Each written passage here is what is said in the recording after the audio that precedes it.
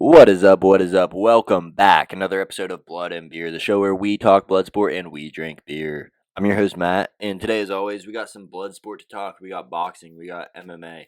It's Bellator 277, UFC Fight Night, Muhammad versus Luque. We got Errol Spence Jr. versus Yordanis Ugas. So we're going to unfold all those, recap that, and then we're going to preview PFL season opener, episode 1, PFL 1 on ESPN and ESPN Plus this Wednesday, 4:20. Blaze it. Let's go. Let's get into it. But as always, we're drinking beer. Today's beer of choice, we're going to be drinking Lemon Glow, the Hazy Pale Ale by Land Grant. I assume by Lemon Glow it's going to taste like a lemonade. We're going to try this motherfucker out, see how it is. Must have been a little shaken, not stirred.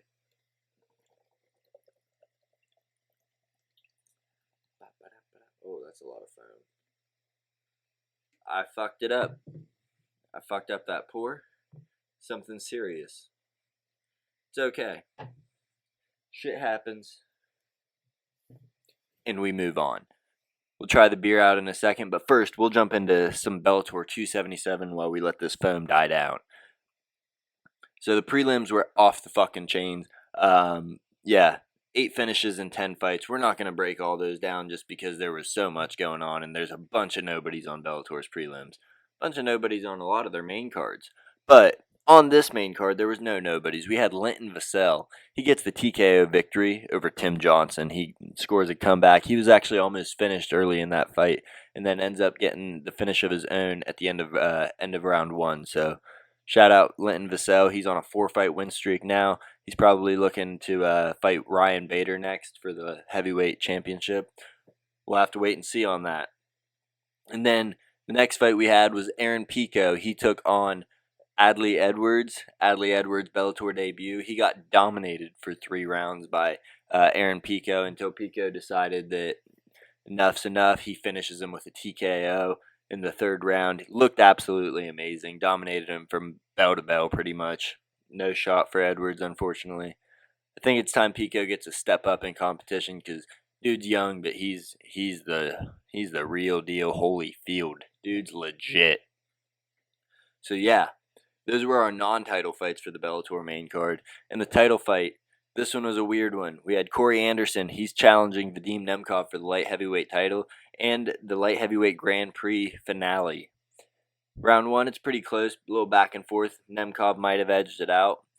Round 2, Corey Anderson comes out. He's fucking him up. He does the same thing in round 3. He's getting takedowns, getting ground and pound. He's breaking Nemkov. You can see it. Nemkov just doesn't want to be there, it didn't seem like. But then, the worst thing imaginable could have happened. Accidental clash of heads. Splits Nemkov open. They call the fight. No contest.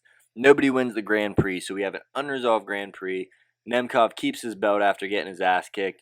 We need a rematch. Who's getting that $1 million? Who's going to be the real champ? Who's winning the Grand Prix? It's Corey Anderson. At least I think so. Need a quick rematch. Fix that cut up and get them back on the fucking ball.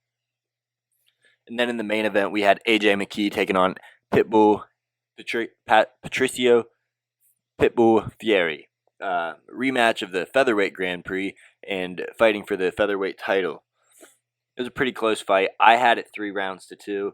Not a ton of interesting moments. While McKee almost got finished by a guillotine, not a ton of super interesting moments in the fight. I think that like I said, I thought McKee clearly won 3 rounds. All 3 judges gave it to Pitbull, so they must have saw something nobody else did, because it seemed like on social media and everywhere else, no one thought Pitbull won that fight for the most part. Is what it is. McKee says he's done with 145. He's moving up to 155. The weight cut's too much, and he wants to see what he can do there. There's a lot of fights for him there. So that's what we have for Bellator 277. Now we can try out this motherfucking beer. Like I said, Lemon Glow, and it's glowing like a fucking lemon. We're going to try this motherfucker out, give her a score, and let you know how she is.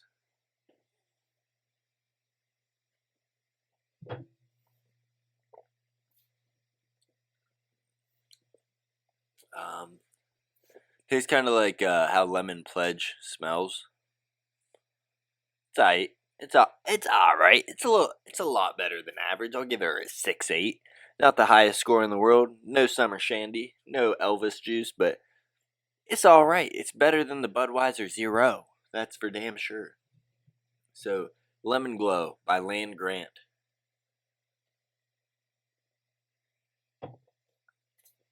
Moving on, we had UFC Fight Night.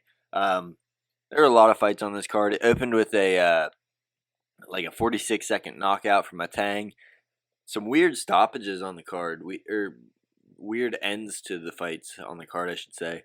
Chris Barnett gets hit with an illegal 12-6 elbow where he comes straight down like that. If you're watching on YouTube, if not, it's pretty much where your arm's straight up in the air and you drop the elbow straight down with the point of the elbow.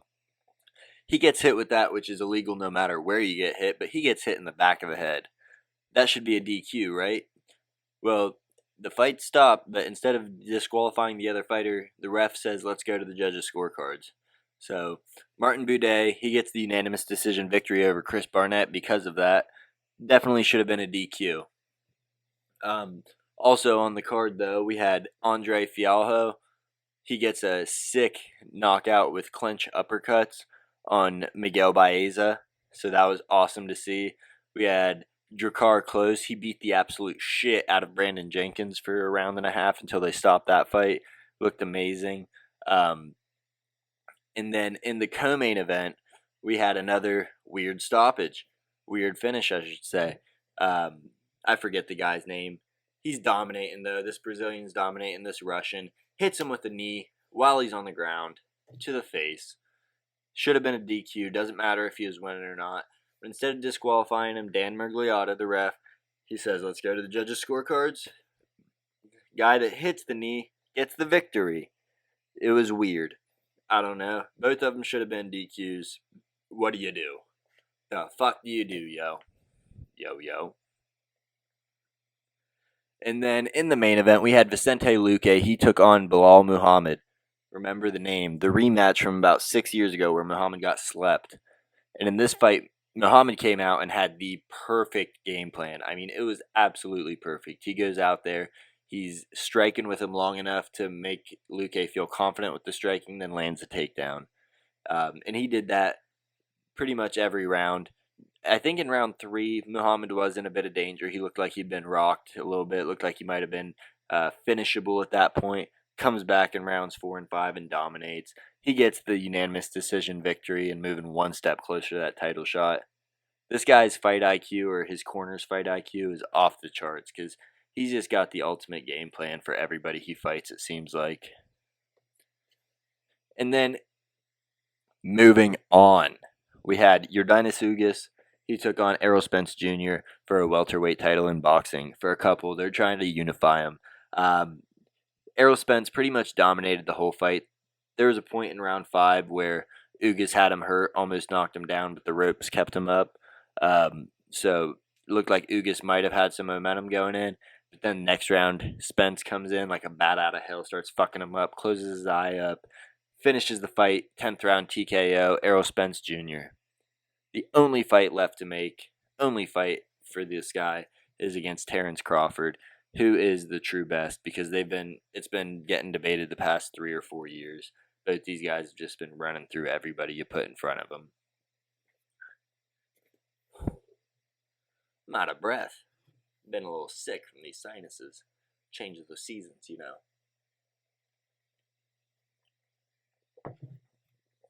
All right. And then, like I said, we're going to be previewing PFL, Professional Fight League season opener. In this fight league, it's different than any other promotion out there. PFL, they do a season where they're scoring based on your wins, when it stopped, and then after the season, you go to a playoff with the top scorers, and they're seeded based off their score. Playoffs just a tournament, run straight through it. So, I mean, I love it. It encourages finishes because the way that it works, you get 3 points for a victory. You get 3 points added on to that victory for a first round finish, 2 points for a second round, and 1 point for a third. You lose a point if you miss weight. It encourages finishes. It encourages fighters to try their fucking best. So I love that. on this card, we got defending champions Roush Manfio and Antonio Carlos Jr. They're both fighting. And then in the main event, we have Clay Collard, who's a boxer, MMA fighter. He's got a cult following. Dude's a beast. Fucked up Anthony Pettis last year, along with a couple of other fighters. He's taking on former UFC fighter Jeremy Lil Heathen Stevens in the main event. Both these guys, good, strong striking. It's going to be a battle. That's on ESPN and ESPN Plus. I want to say it's 8:30 or 9, and it is 4:20. Blaze it this Wednesday, baby. Can't wait for that fight.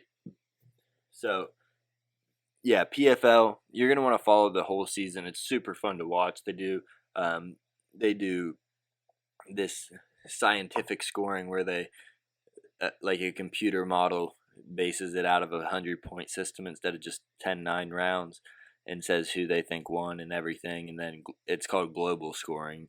They do that also, where it shows what everybody thinks. I love it. PFL, super fun to watch. And then it's just going to keep getting better and better. Anthony Pettis is going to be on it. Yeah, you don't want to miss that season. It's going to be great.